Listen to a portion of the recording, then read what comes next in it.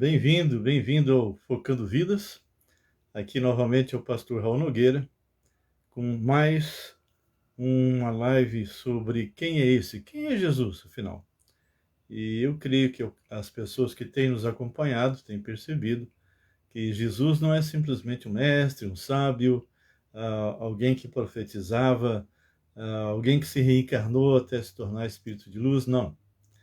Jesus é Deus. E não só Jesus é Deus, mas como nós já estudamos, Jesus foi quem criou todo o universo pela palavra do seu poder. Deus criou, mas quando Deus cria, cada uma das pessoas de Deus tem uma função. E uma das funções de Jesus foi criar o universo e sustentá-lo. Então, se você está vivo é porque o Senhor Jesus sustenta você pelo poder da sua palavra. Bem, nós vamos dar continuidade.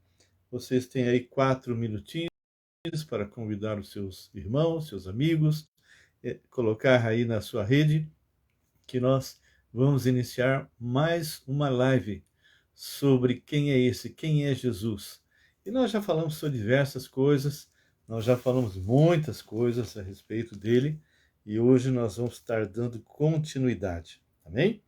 Nós vamos falar um pouquinho sobre a sua vida terrena, algumas coisas já são muito óbvias, nós vamos apenas comentar um pouco por cima, e outras nós vamos nos aprofundar, tá bem?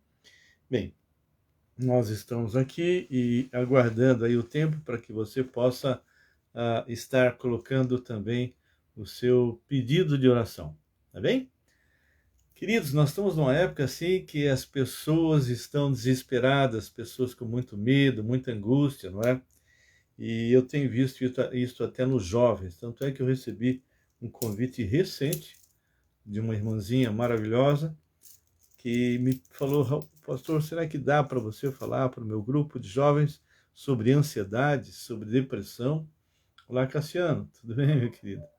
Então, nós estamos realmente com vontade de estar falando para todas as pessoas que estão à nossa volta que Jesus está voltando, que Jesus vem nos buscar, que Jesus vem resgatar a igreja. E muitas pessoas estão dormindo.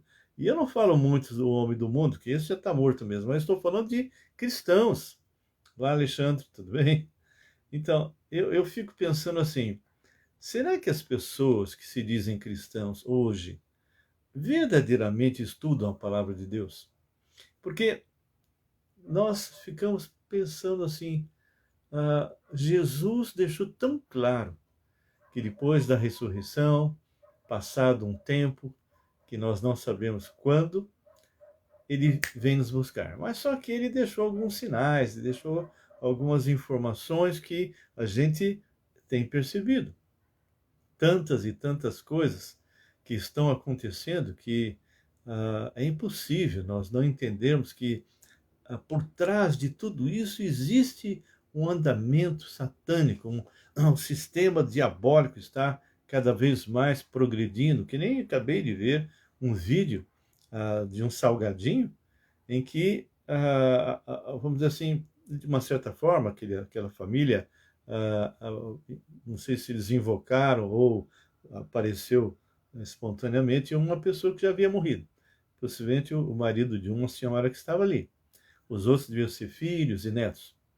Só que essa pessoa que aparece, ela de repente aparece com uma outra pessoa. E essa outra pessoa não era uma mulher. Essa outra pessoa, olá, Samira. Essa outra pessoa é um homem. E aí pergunto, mas quem é esse? Ele fala, esse é meu companheiro. Então, nós percebemos que as coisas estão sendo assim colocadas, inclusive no próprio pacote, é colocado algumas colocações assim absurdas, tipo assim, se você é alguém que não quer estar no mesmismo, se você não concorda com esse sistema, estou usando minhas palavras, tão quadradinho, tão certinho, se você é daqueles que tenta coisas novas, então esse biscoitinho aqui, esse salgadinho é para você. Queridos, aquilo que era errado hoje é certo. Olá, querida, tudo bem? Tudo bem, Conato? Então, Cláudio, tudo bem? Então, aquilo que era errado hoje é certo. Aquilo que era certo hoje é errado. Então, nós temos que começar a tomar conhecimento de que nós estamos realmente andando contrário ao sistema. E o sistema quer nos engolir, mas aquele que está em nós é maior do que aquele que está no mundo. Amém? Queridos, nós vamos começar a orar agora. E eu peço que você coloque então o seu pedido de oração para que eu possa orar. Se não tiver, então ore conosco com respeito a outras pessoas, tá bem? Então vamos orar. Deus vivo, nós ainda com liberdade aqui no Brasil, podemos entrar em tua presença publicamente e podemos compartilhar a tua palavra e falar das tuas verdades, dos teus princípios, apesar de que o sistema tenta nos engolir. Deus, primeiro quero dizer que somos todos pecadores, miseráveis, e nosso destino seria o inferno, seria estar longe do Senhor por toda a eternidade, e depois do inferno dentro do lago de fogo. Mas o Senhor, por misericórdia, se fez homem, o Senhor, por misericórdia, foi para a cruz do Calvário, através do seu Filho Jesus, que recebeu nele todos os nossos pecados, todas as nossas sujeiras, desde o primeiro homem até o último que vai nascer lá no milênio, e ele morre a nossa morte. Pagou completamente o preço da nossa dívida. Só que ele não ficou morto, ele ressuscitou. Está vivo. E ele faz o convite para qualquer pessoa que não o conhece ainda, vinde a mim. Ele não fala, vai para essa ou para aquela denominação, venha para esse pastor, ou para aquele padre, ou para aquele papa, para qualquer outro grupo. Não! Ele é o único caminho, ele fala, vinde a mim. Vós que estáis cansados e sobrecarregados, e eu vos aliviarei. Aprendei de mim, porque sou manso, humilde de coração, e acharei descanso para as vossas almas. Porque meu jugo é suave, meu fardo é leve. Então, Senhor, que tu possas orar, possa interceder melhor, por qualquer pessoa que esteja aqui hoje, seja que entre agora ou entre depois que a live termina, que o Senhor possa estar atendendo e consolando seus corações, e se não for salvo em Cristo, que possa tomar uma decisão. Entrego, Senhor, esse tempo, entrego a Rose, Senhor, que veio da Espanha e que vai estar falando hoje para nós, lá no Logos, Senhor. Vai estar compartilhando as dificuldades de se evangelizar nesse período. Ela veio, está um pouco adoentada do pulmão, nós não sabemos ainda exatamente o que é, mas mesmo assim ela se prontificou a estar conosco. Deus amado, agradecemos ainda pelo Sebastião, Senhor, que tem se recuperado, criancinha guerreira, Senhor. E o Davizinho também, que já está dando seus primeiros passinhos. Te agradecemos pela recuperação de muitos que já pediram oração e hoje já estão realmente trabalhando, Senhor. Nós te louvamos, pedimos mais uma vez, principalmente pelo pai da Ruth e também pela mãe, e o sossego ao coração dela, Senhor. Ela está passando realmente momentos muito, muito difíceis. Entrego a Ti agora o estudo dessa palavra, porque o Senhor sabe das nossas limitações e que Tu possas, ó Pai, estar realmente agindo poderosamente em nossas vidas, que hoje seja dia de consagração, de salvação, se for o caso.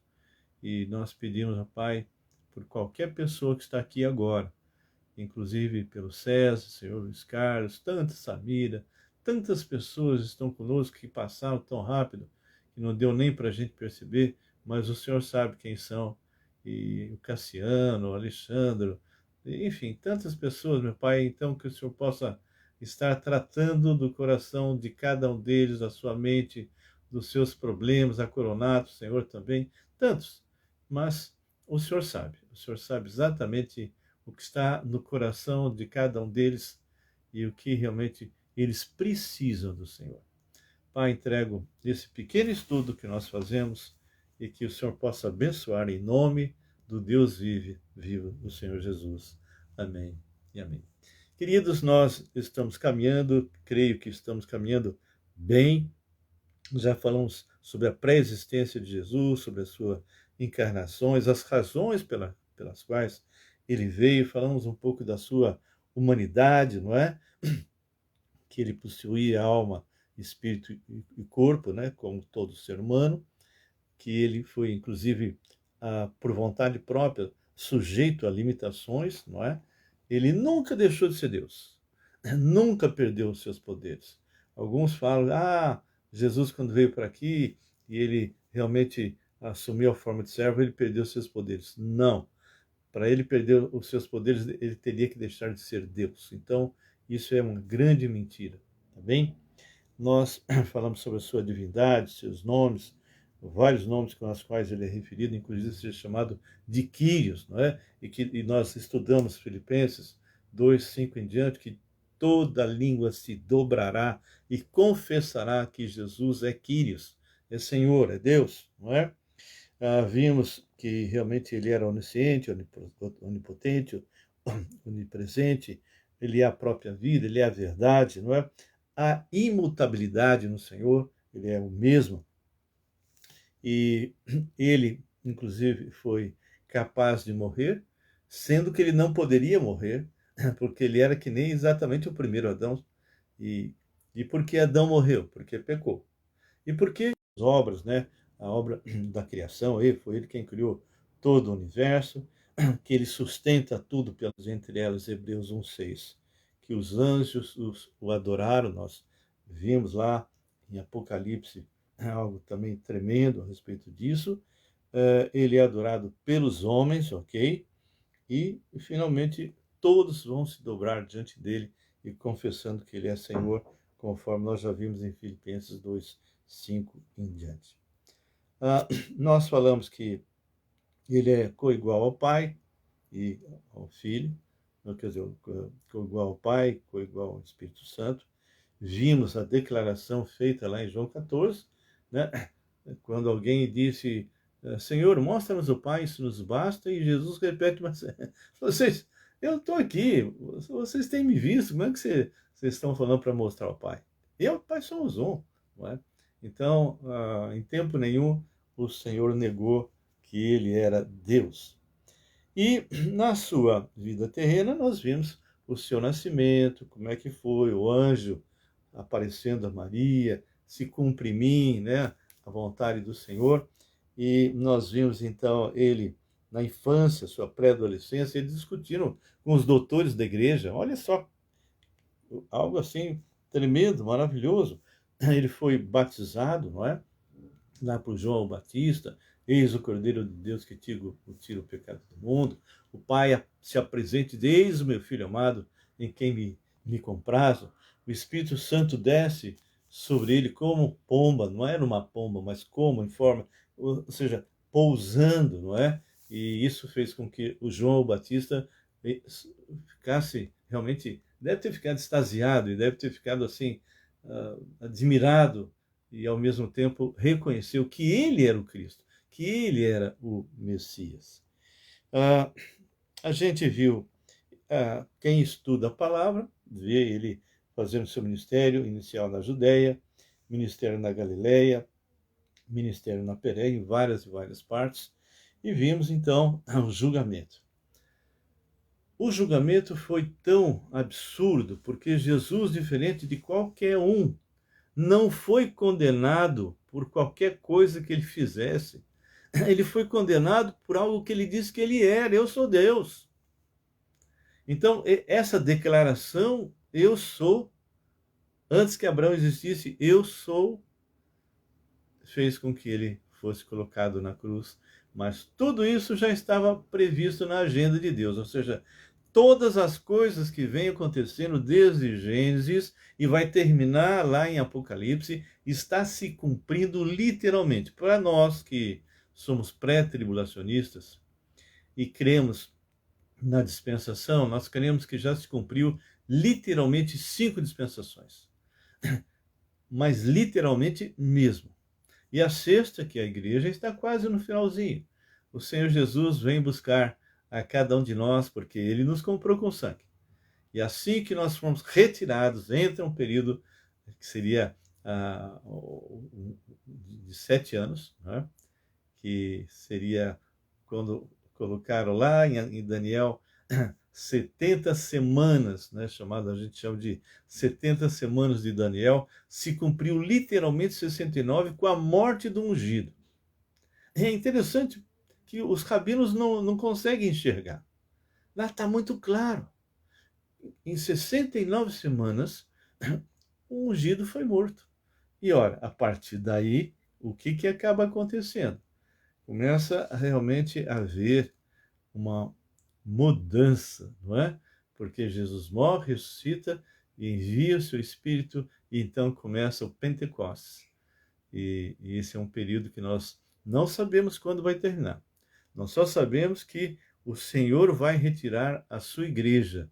E quando falamos de igreja, não estamos falando de denominação, estamos falando de pessoas que um dia se converteram, que um dia tiveram um encontro verdadeiro com Jesus, porque as nossas igrejas hoje estão inchadas de mortos, de pessoas que são meramente religiosos, nunca nasceram de novo, nunca experimentaram realmente essa intimidade com Jesus. Bem, prosseguindo então de tudo isso que nós colocamos, a gente vê que esses julgamentos através de Anás, Caifás, não é, perante Pilatos, perante Herodes, eu acredito que cada um de vocês deve ter já lido várias e várias vezes a respeito disso, não é? E esse julgamento foi um julgamento mentiroso, hipócrita. O próprio Pilatos, ele lava as mãos, a esposa avisou, ele sabia que era inocente, ele troca Jesus, ele coloca entre Caifás, entre Barrabás e Jesus. O povo prefere Barrabás. Barrabás representa a toda a humanidade podre e decaída. Quem deveria morrer na cruz era Barrabás. E o Senhor fica no lugar dele. É um ato de substituição. Foi isso que aconteceu. Então, a gente percebe que Jesus morre no lugar de Barrabás. Jesus morre no lugar de toda a humanidade. Então, a morte de Jesus, ela realmente ela tem um significado profundo para a humanidade. Ela é eficiente para aquela que crê, mas se a pessoa não se arrepende e não pede para Cristo entrar na sua vida, essa pessoa continua morta. Não tem jeito, não é? Então, para ser eficaz, ele morre. Para ser eficiente, você precisa realmente morrer para você mesmo e receber Jesus Cristo como seu Senhor e Salvador.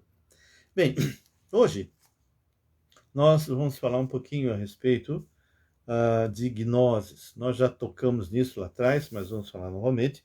Então, qual seria o significado da palavra gnose? Nós já estudamos Filipenses 2, 5 em diante, então não vamos entrar novamente naquela passagem, porque nós já estudamos isso. Então, quando nós entendemos o que é gnose, esvaziamento, a gente percebe que o Senhor se limitou. Ele tomou a decisão.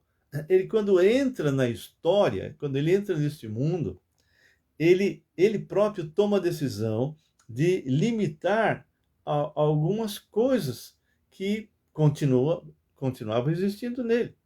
Ele poderia ter curado, ele poderia ter feito muitas coisas através do seu próprio poder, mas ele não fez isso.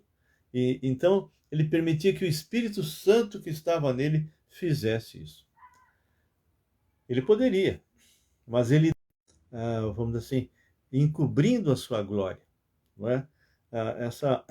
Essa glória que mataria as pessoas. Olá, Luiz.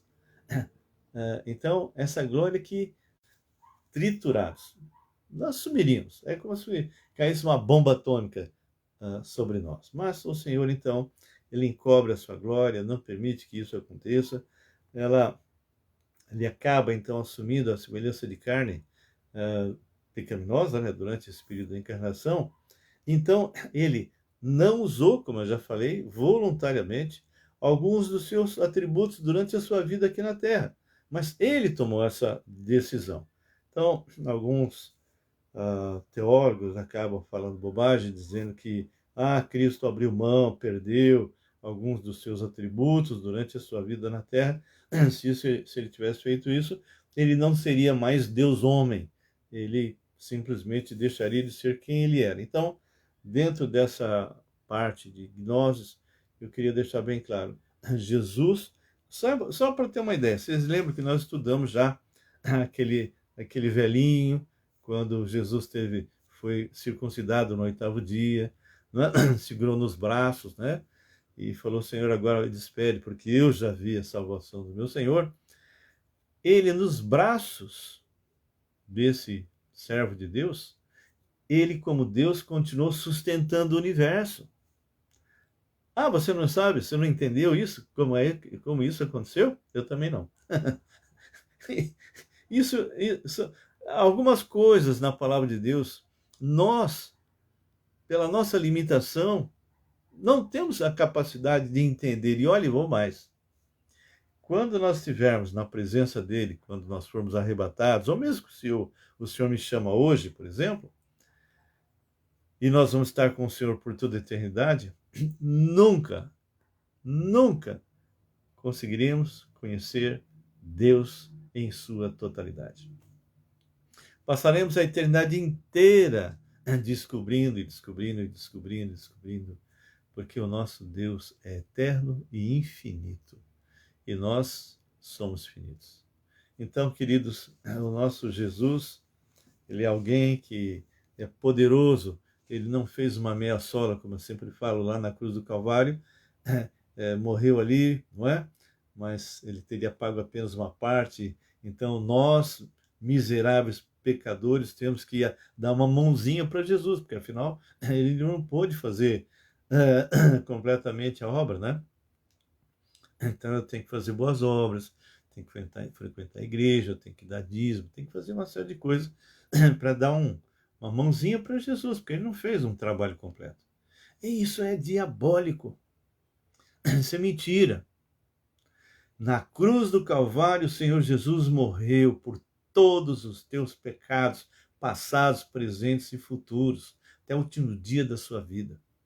Ele fez de tal forma que lá em Colossenses 2 diz, 11 em diante, que ele rasgou o escrito de dívida de cada um. Potencialmente, todos nós podemos ser salvos. Mas temos que nos arrepender dos pecados e convidar Jesus para ser Senhor e Salvador. Bem, vamos falar um pouquinho sobre a sua impecabilidade. Bem, Jesus não podia pecar ou podia pecar? Essa é uma grande questão, não é? Porque o que é o pecado? O pecado é a desobediência. É realmente você estar completamente longe do que a palavra de Deus diz, que nós não devemos fazer certas coisas. Mas para nós é impossível. Por quê? Porque nós temos uma natureza decaída. Então, o grande problema nosso não é só o que nós fazemos. Não. O que somos é que é o problema. Eu sou pecador. Por isso eu peco. Então, nós temos uma fábrica de fazer erros dentro de nós. E essa fábrica de fazer erros impediria por completo nós entrarmos na presença de um Deus absolutamente santo. Agora, o Senhor se esvazia. Ele entra nesse mundo sem a natureza decaída, porque, como nós já estudamos, José não gerou Jesus através de Maria. Jesus nasce no ventre de Maria. Maria foi agraciada com isso. E quando ele nasce sem pecado. Ele nasce exatamente igual ao primeiro Adão. Mas a palavra de Deus fala, e eu quero só ler só esse trechinho. Abra lá novamente Filipenses, tá? É uma palavrinha só, mas ela vai dar uma ilustração bem correta sobre esse aspecto que nós estamos falando. Olha lá, Filipenses 2,5 diz assim, olha só. Tende em vós o mesmo sentimento que houve também em Cristo Jesus, pois ele, subsistindo em forma de Deus, ele continua sendo Deus, não é? não julgou como usurpação ser igual a Deus. Então, quando ele falava que ele era Deus, e quando ele não desmentia as pessoas, ele não estava realmente usurpando nada. Olha agora. Antes a si mesmo se esvaziou, gnose, assumindo a forma de servo, tornando-se semelhante de homens e reconhecido em figura humana. Olha agora. A si mesmo, se humilhou, tornando-se obediente à morte, nossa, até a morte e morte de cruz. Então, ele poderia ter desobedecido ao Pai. Ele poderia. Com isso, ele não teria glorificado ao Pai, como ele fala lá em João, capítulo 17. Quando ele fala, eu glorifiquei o Pai, aonde? Na terra, como? Terminando a obra que ele deu para que eu fizesse, que era a morte. Morreu no seu lugar. Então, o Senhor Jesus, ele decide, enquanto está nesse mundo, apesar dele ter sido tentado em todas as coisas, conforme a palavra de Deus fala para nós, lá em Hebreus 4, dá uma abridinha lá, só para a gente dar uma boa recordada. Hebreus é um livro fantástico que a gente teria que estar lendo e relendo, lendo e relendo, mas olha só o que ele fala aqui. E isso é ótimo, porque ele sabe exatamente o que eu passo, o que você passa, meu irmão. Olha só, versículo 14 diz: tendo, pois, a Jesus, o Filho de Deus, como grande sumo sacerdote, que penetrou os céus, conservemos firmes a nossa confissão. Porque não temos sumo sacerdote que não possa compadecer-se das nossas fraquezas. Por quê? Antes foi ele tentado em todas as coisas, a nossa semelhança, mas sem pecado. Então, se o Senhor diz que obedeceu ao Pai até a morte, isso significa que ele poderia tomar a decisão de desobedecer como servo, mas ele tomou a decisão de obedecer até a morte da cruz. Ele foi até o fim. Pai, afaste de mim esse cálice, mas não seja como eu quero, e sim como tu queres. Então, o Senhor realmente não pecou, mas morreu porque ele se fez pecado. Ele se colocou no nosso lugar. Então, a realidade da tentação, não é? Realmente é algo que ele experimentou na própria carne e realmente ele enfrentou no deserto, enfrentou várias e várias tentações. Tem muitos grupos aí que falam que Jesus casou com Maria Madalena, que tinha relação com ela, com relação com Maria, com Marta, sabe? Tem umas aberrações que seitas mesmo diabólicas que fazem alguns tipos de informação assim. Bem, uma coisa é certa, que a tentação provou a impecabilidade de Cristo, ou seja, Jesus em tempo nenhum pecou. Então, a, se ele tivesse pecado, ele nem sumo sacerdote ele poderia ter sido. Bem, agora vamos falar um pouquinho sobre a sua morte. Isso também é tratado em soteriologia, que é a doutrina da salvação. A doutrina da salvação é muito importante, meu irmão, minha irmã. Seria muito bom se gastar um tempo sobre isso. Porque tem muitas pessoas nos dias de hoje que pensam que a pessoa pode perder salvação, ou pode ser salva através de obras, através de frequentar algum lugar, fazer alguma coisa. Já ouvi pessoas dizendo, se você não pagar o dízimo, você vai para o inferno. Então são afirmações feitas por falsos pastores que tentam, de alguma forma, manipular as pessoas e mantê-las na mão deles através do medo. A palavra fala, se o Filho vos libertar, verdadeiramente sois livres. E conhecereis a verdade, e a verdade vos libertará. Libertará do quê? Dessa religião vazia que o homem cria. Nós não temos uma religião no sentido que o homem criou, nós temos um relacionamento vertical com Deus vivo.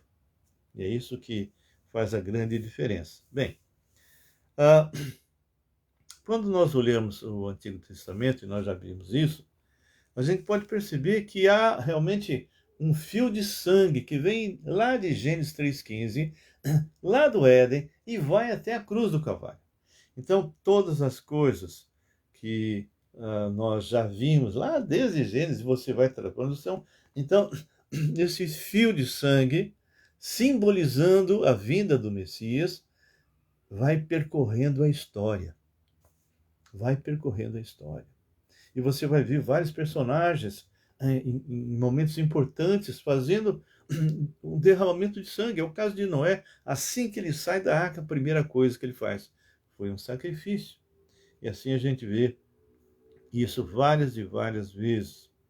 Então, Lucas 24, 27, que nós já estudamos, onde Jesus está caminhando com os seus 2 discípulos lá, que não reconheceram ele no início, ele vem contando, ele vem mostrando o que estava escrito sobre ele em todas as Escrituras.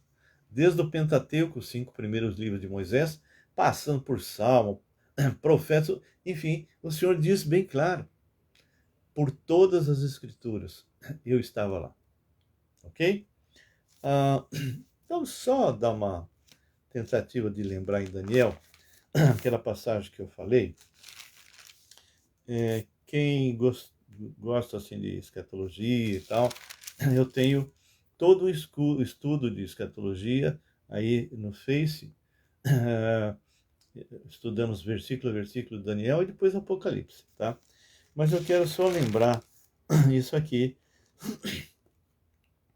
abrindo lá no capítulo 9, versículo 24, diz assim: 70 semanas estão determinadas sobre teu povo. Então, aqui já transcendeu o aspecto vamos dizer, da escravidão por parte do povo de Israel dentro lá de Babilônia, tá? Que eram 70 anos. Aqui ele vai estar falando de algo no futuro. 70 semanas estão determinadas sobre o teu povo. Cada semana aqui são 7 anos. Sobre o seu povo é sobre Israel. E sobre a tua cidade, ou seja, Jerusalém, para fazer cessar a transgressão, para dar fim aos pecados, para expiar a iniquidade, para trazer justiça eterna, para selar a visão e a profecia e para ungir o santo dos santos. Então, essa última parte está se referindo ao que o Senhor Jesus Cristo fez.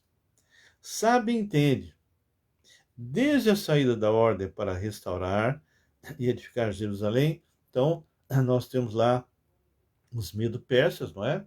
Nós temos Ciro e vai, né? A gente tem cada um deles que foi sendo, vamos assim, foi levantado por Deus para libertar o povo de Israel, né? A gente vê um grupo que vai com Esdras, né? E Neemias para restaurar primeiro o templo, depois os muros. Então, aqui ele fala: sabe e entende, desde a saída da ordem para restaurar e para edificar Jerusalém até ao ungido, até o Messias. Meu Deus, por que as pessoas não prestam atenção nisso, né? Ao príncipe, 7 semanas e 62 semanas. Então, primeiro iriam acontecer algumas coisas nas primeiras 7 semanas e depois nas 62 semanas. 62 semanas mais 7, 69, certo? As praças e as circunvalações se reedificarão, mas em tempos angustiosos. Depois das 62, você já passou a 7, agora 62 semanas, olha só que clareza, meu Deus. Será morto o ungido, será morto o Machia. E já não estará. Então, isso que eu estou observando está falando exatamente sobre a parte em que o Senhor Jesus se sacrificou para que você e eu pudéssemos ser salvos. Então, aqui fala que realmente Cristo, né? Só para ter uma ideia, no Novo Testamento, assim, é mencionado esse aspecto da salvação e tudo mais, muitas e muitas e muitas vezes. Só no Novo Testamento foram 175 Alguns gostam de ficar colecionando, né? Quantidade disso, quantidade daquilo, e o irmão levantou isso, né? 175 vezes. E claro que o propósito máximo da encarnação de Cristo foi exatamente ele morrer na cruz do Calvário e ressuscitar. É realmente, vamos dizer assim, o Evangelho é Jesus. O Evangelho são as boas novas de alguém que morre e ressuscita. Não é? E a gente sabe que, assim, teologicamente falando, o nosso alvo máximo não é alcançar pessoas para Jesus. Não, isso é uma consequência. O alvo máximo nosso é realmente glorificar o Senhor através da nossa vida. É glorificar o Senhor. Você e eu fomos escolhidos antes da fundação do mundo para sermos santos e